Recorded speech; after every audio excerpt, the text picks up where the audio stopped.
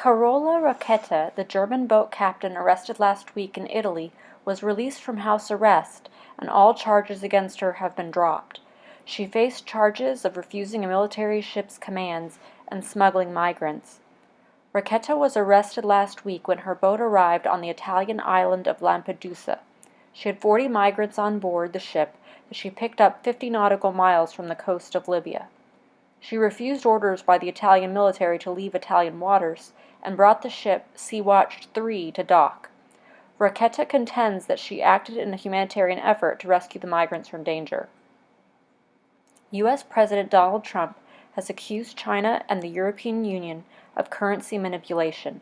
In a recent tweet, Donald Trump said that the U.S. should match them at their game instead of sitting back and politely watching a currency manipulation take place.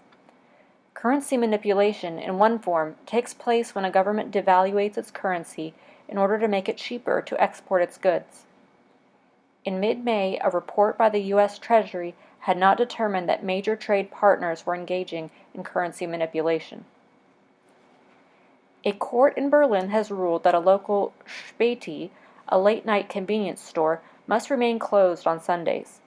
A local businesswoman from Charlottenburg took the case to court, arguing that the items sold in her store were marketed towards tourists, thereby making her Spätis an exception. The ruling stated that these Spätis typically concern themselves with the needs of the local area and are not geared towards tourists.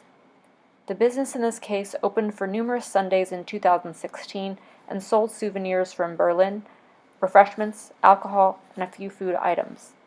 The local municipality refused to allow the business to remain open on Sundays and threatened the owner with a €1,500 fine. The court in Berlin upheld this decision. The U.S. has again threatened tariffs against European products like cheese, wine, and pasta. On Monday, U.S. Trade Representative Robert Lighthizer provided a list of items to the EU that could receive tariffs.